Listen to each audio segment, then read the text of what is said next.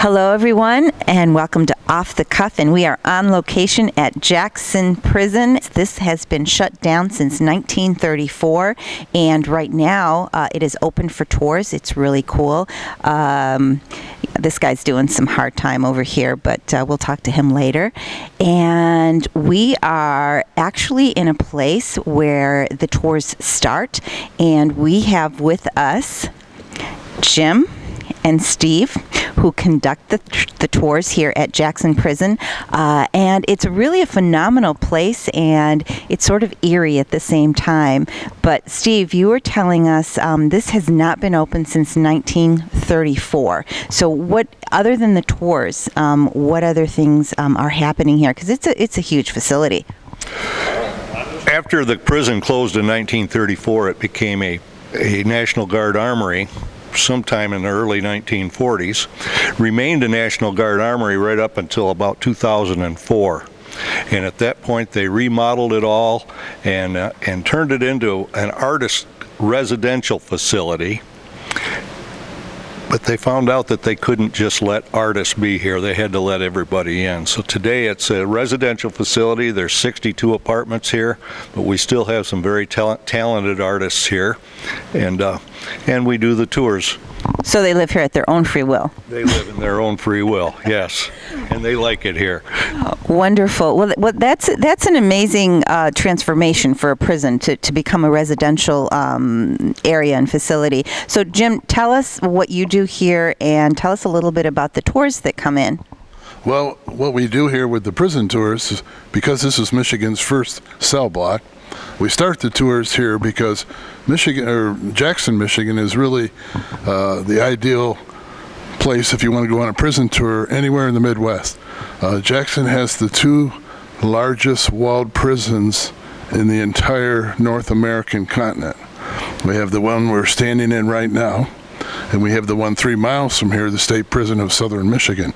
So we have a tour called the Jacktown Double, where we'll take you into the Michigan's first prison, where we are right now, give you the history of this for 90 years, and a lot has been absorbed here. So if you think all these inmates are gone, think again.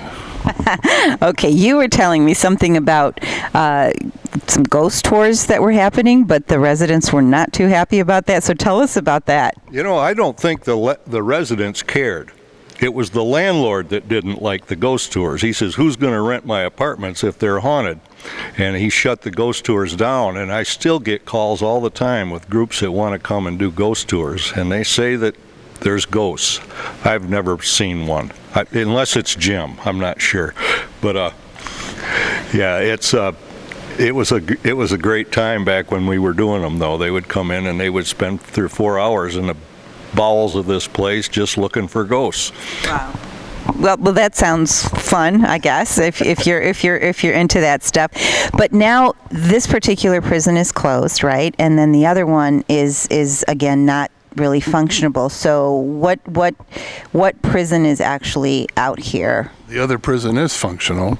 It's a fully operational state prison.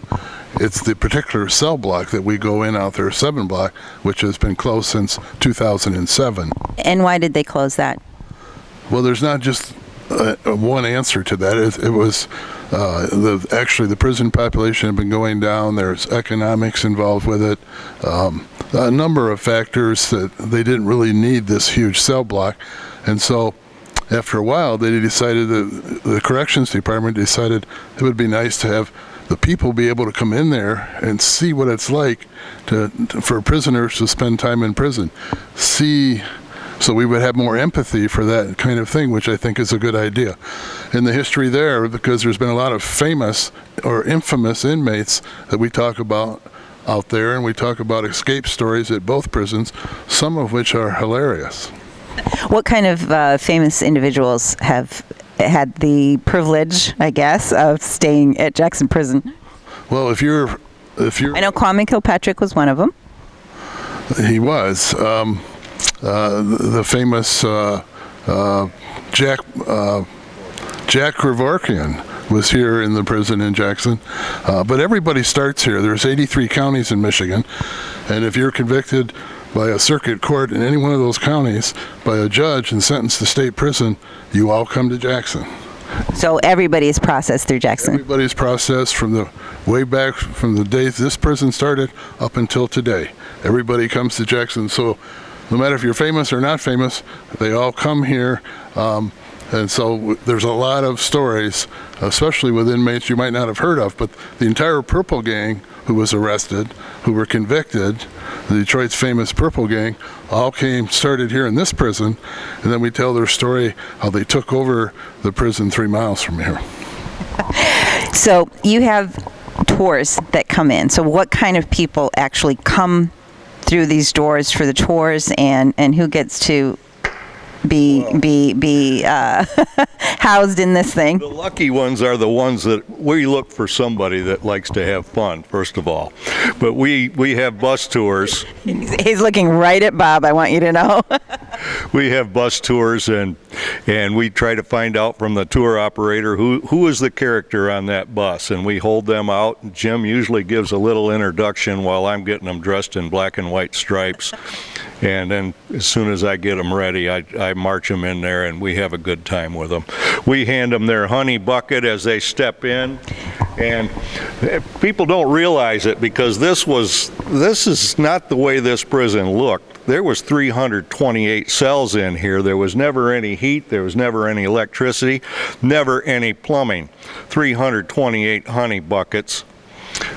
It was a miserable place. And he handed that to me earlier, and it wasn't pleasant. As far as I know, nobody's used this one. Thank God. In 100 years. In 100 years. So the kinds of people that come for the tours, are they just a mix of individuals, or is it pulled from a certain place? Well, the bus tours, the travel groups, senior citizen director. So are they mostly senior citizens, or just a gamut of different individuals that come in? There is a gamut of different individuals on the bus tours. Bus tours that are just traveling through here. They've been to the Henry Ford, for example, and they're on their way to a casino. This is a great stop for them on the way to stop and get this prison tour. This is the only prison tour in America that our logo is. Who says a prison tour can't be fun? And there it is. We're going to have some fun, and come with us, and let's take a tour of Jackson Prison. I've got you over a barrel. I'm sure every one of us has heard that. Well, it comes from a certain form of torture. And Jim, can you explain that to us? There were many rules here. And one of the first rules is you cannot speak unless you're spoken to by a guard. So obviously. And you said there were like over 300? 328 cells just in this block. So you can't talk, and if you're caught talking, you're going to have some kind of punishment. And one of the punishments was the barrel. They got the expression, "I got you over a barrel," came from they would bring the inmate out and put the poor guy over the barrel, and they would hit him with a bat on his back until the prison doctor said to stop. And the prison doctor was? He was probably the horse doctor. The veterinarian. Right. So there was quite a bit of torture that happened in this prison. So when they say if these prison walls can talk, that's probably where it comes from. And you were also talking to us about another form of torture, hanging from the cell. And is that the same? Breaking. That could be for the same infraction: talking, fighting, minor offenses. They would hang you, chain your wrist up to the front of the cell on an iron hook, and hang you about 5 inches off the ground, and keep you there maybe for 72 hours. And whatever you had to do during those 72 hours, you're going to do right up while you're on that hook. And when they did let you down, it wasn't time to go to bed. It was time to go to work. And you better go to work, because if you didn't feel you could go to work after 72 hours hanging by your wrists, then you're probably going to go right back up on the hook again.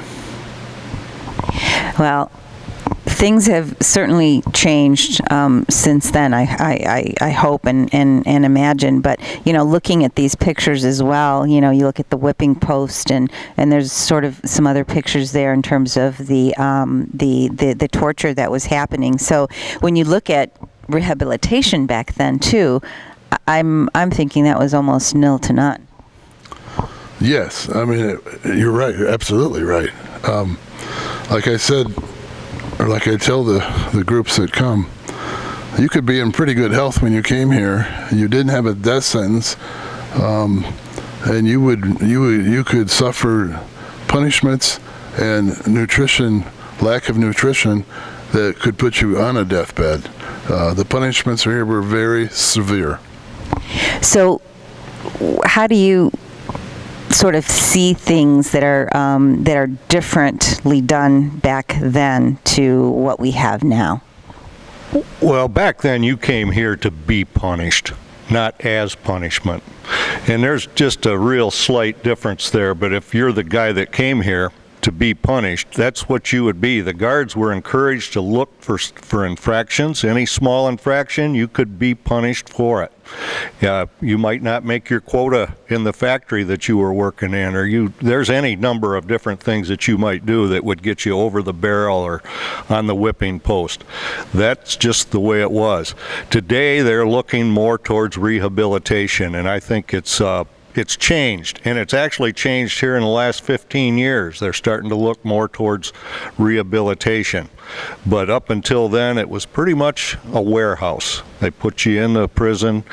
You weren't there necessarily to be punished. You were there as punishment, but you were still just being warehoused until they let you out. So I think it's changing, the pendulum swinging. Absolutely, and I think there's educational opportunities too. So we're more focused on that rehab instead of being punished. So let's go and take a tour. We'll see in a few.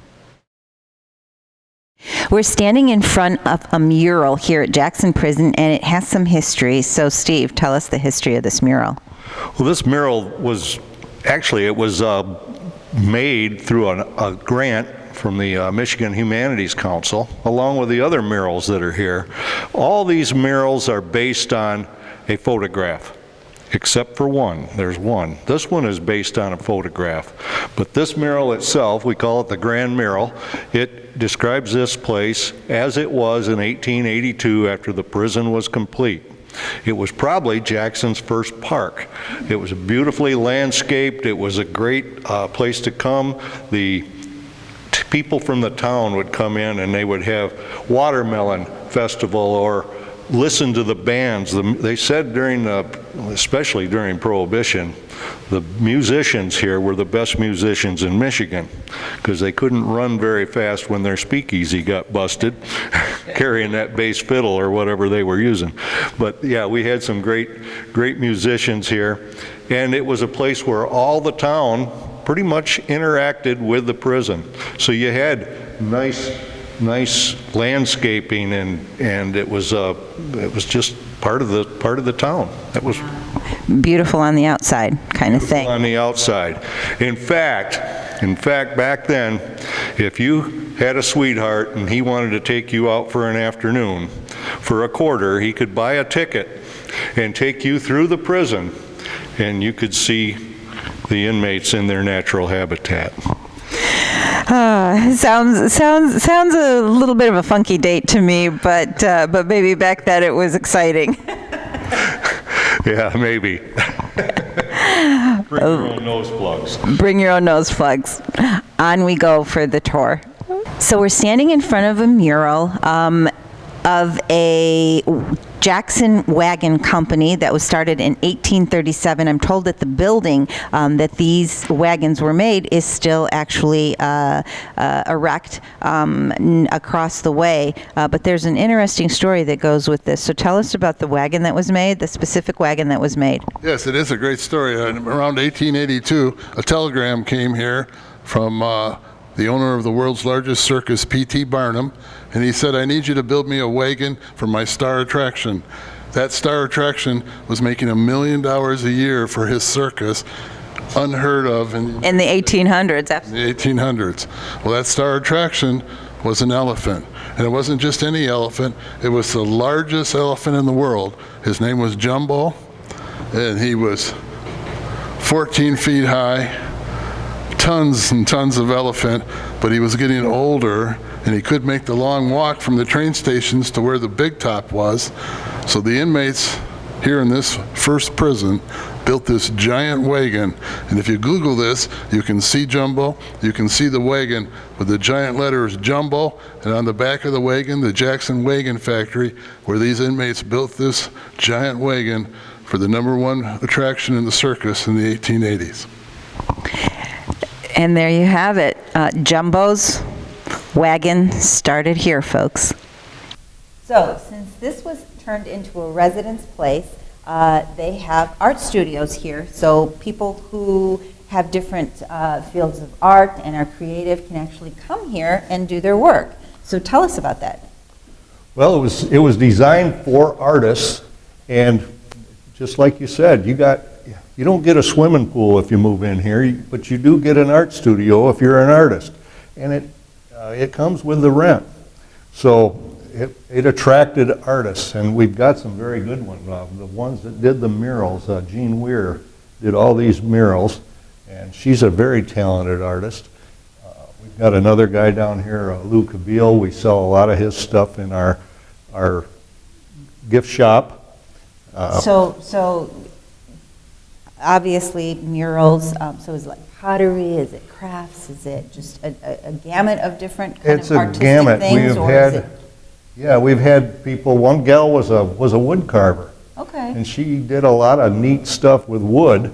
She's moved out. I haven't seen her in 4 or 5 years now, but we have, I'm sure there's somebody here that was a potter at one time. I'm not sure they're still working. This place has been open for 7 or 8 years, well, 9 years now, I think it's been open. So it was, you said it was National Guard for a while and then it became residential. What year did it actually become residential again? The National Guard moved out of here in like 2003, 2004, and it wasn't long after. 2007 was when it Yeah, it's about 2007 and 2008 they started moving in. So it took them a while to get it remodeled into what it is. And people wanted to come and live in the old Jackson prison. It filled up pretty fast. Well, that's quite interesting. They say there's a waiting list to get in. Really? Okay. All right. Well, we're gonna take a look at more of this prison and follow us, and let's see what we can find.